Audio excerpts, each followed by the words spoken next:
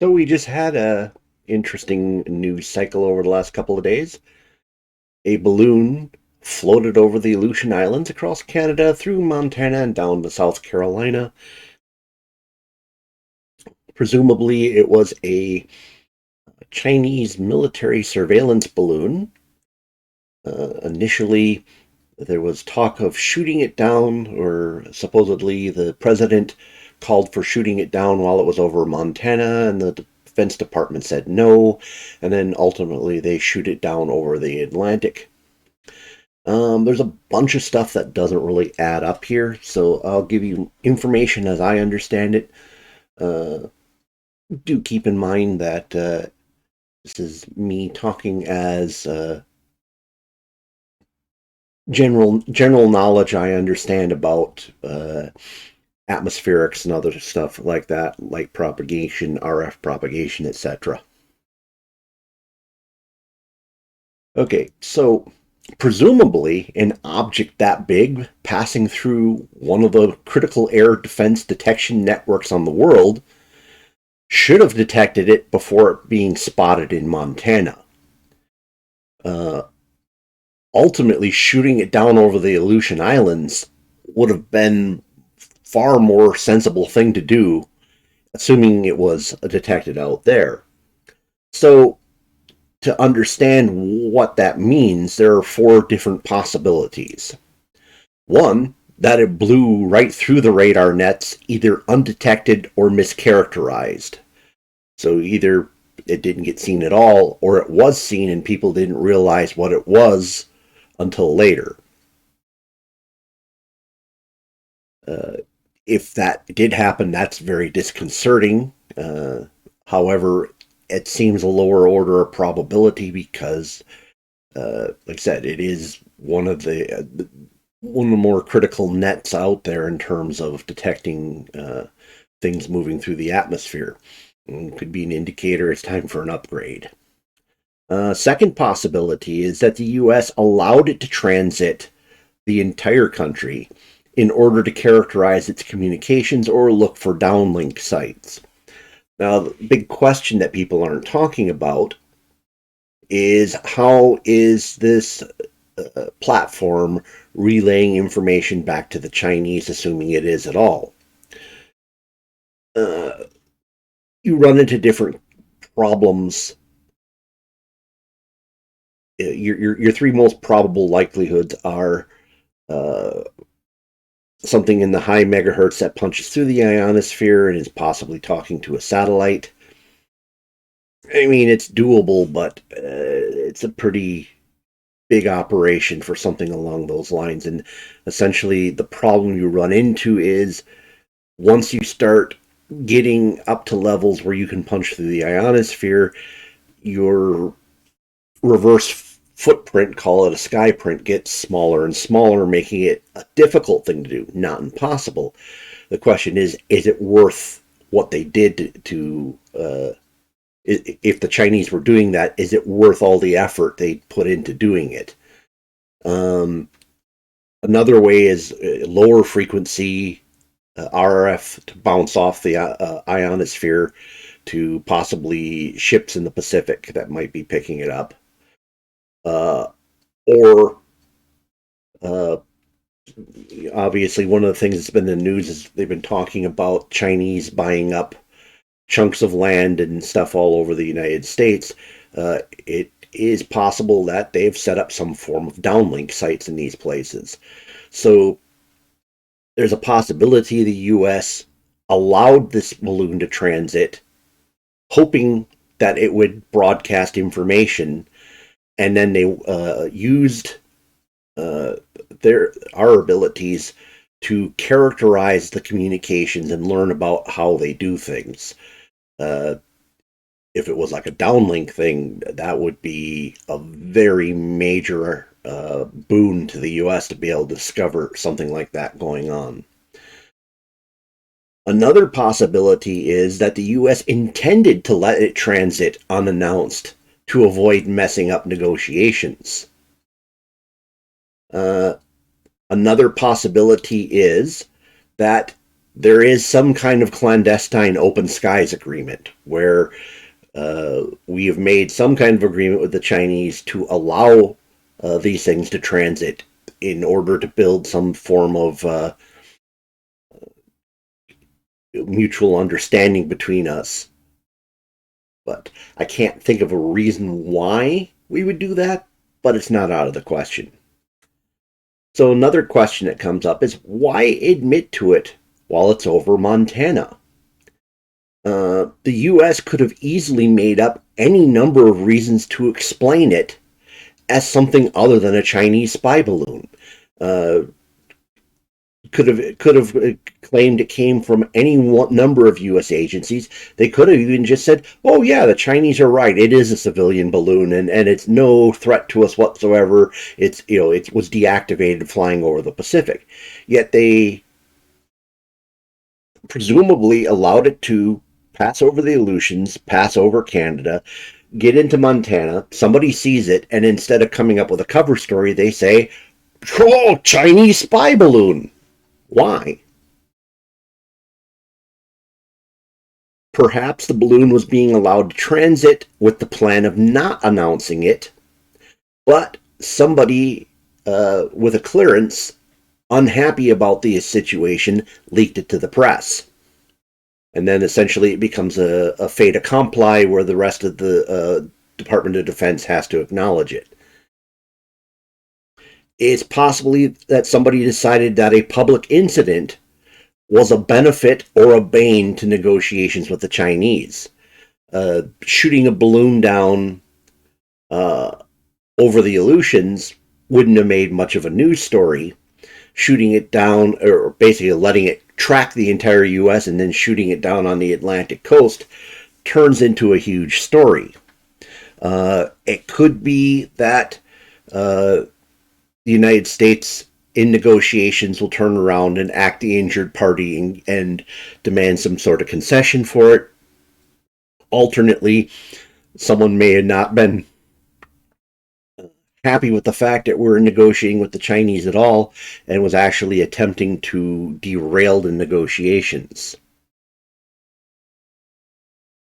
So, what is the most likely reason for the Chinese to have launched this balloon?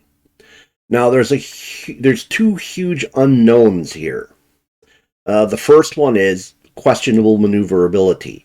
We have no idea how well this thing maneuvers. It could have been caught in the jet stream and just moving along and barely able to do things in terms of slowing down, gaining, losing altitude, etc. Obviously, okay, I won't say obviously, but most likely it did not have the ability to go wherever it wanted. But not knowing what the maneuverability is, it's hard for us to characterize what it was doing. And the other unknown is its ability to report data. If it wasn't where it was supposed to be, it may have had no ability to transmit data back to its home base at all. And if it had any of those other three possibilities there, it dramatically changes how much information it's capable of transmitting and the likelihood of it being intercepted by the US. So with that in mind, here are the most likely reasons for the Chinese doing this. First, a lot of people have been saying, well, they could have done the same thing with a satellite.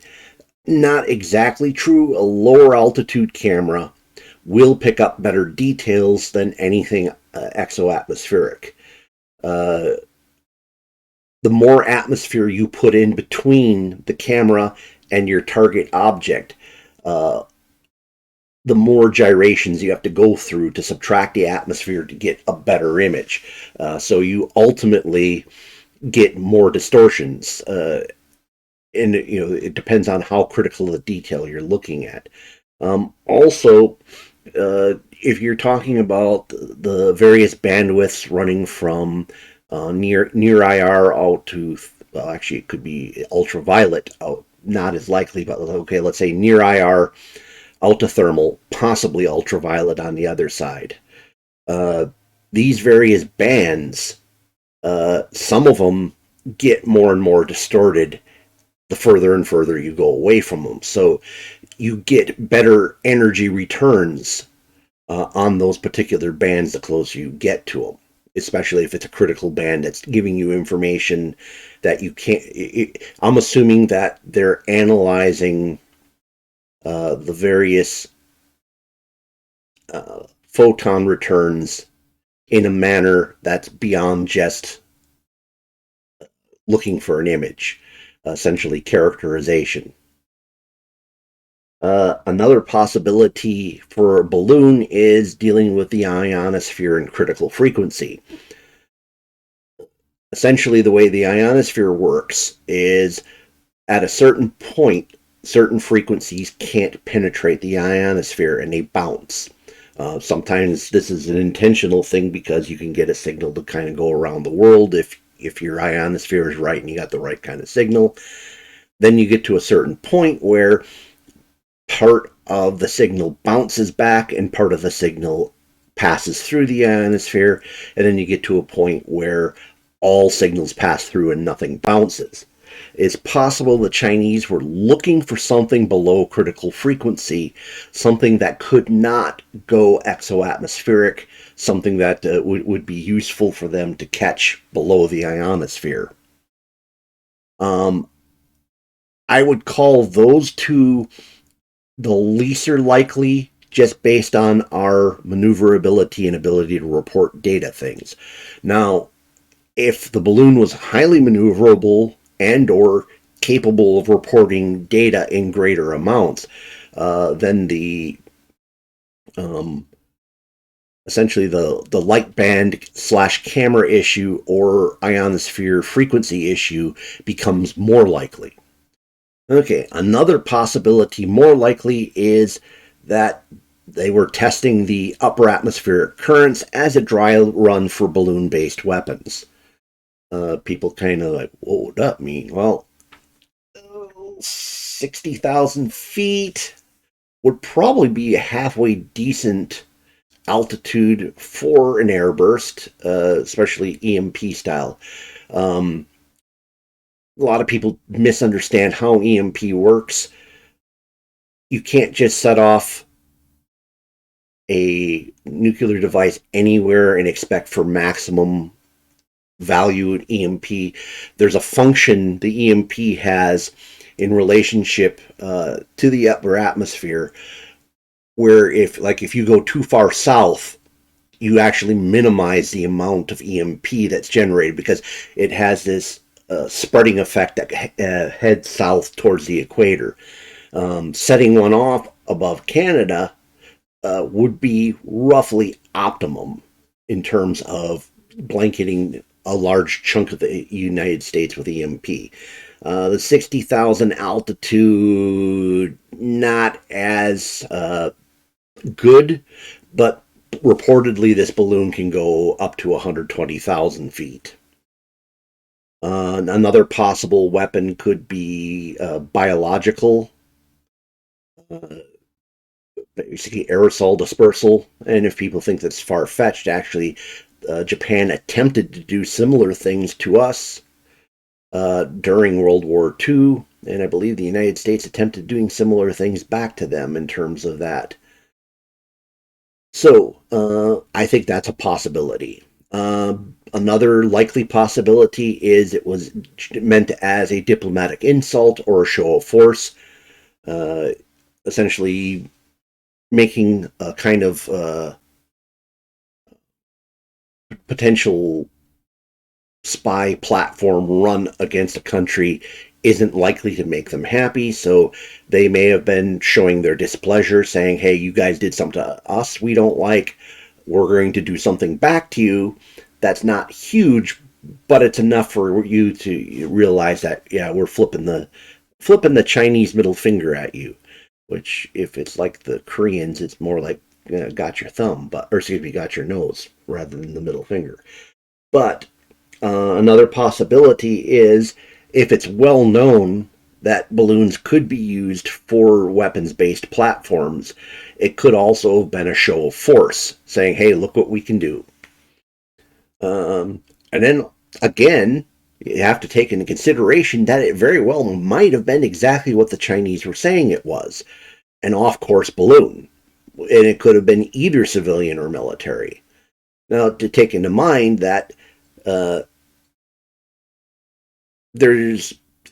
may be reasons why the Chinese may be telling the truth and U.S. officials may not. And I'm not saying it's going either way or another. These are the potential possibilities that come out of all the information that we have available to us. So, if you've been following this news event, please comment below. Tell me what you think is happening or did happen, and what might be the repercussions of this. Please smash the like button. If you came across this via the YouTube algorithm rather than being a subscriber, please consider subscribing to my channel. I talk about all kinds of different stuff. And of course, if you know somebody who might find this interesting, please share it with them. Thank you for spending time with me this evening. Hope to see you again in a future video.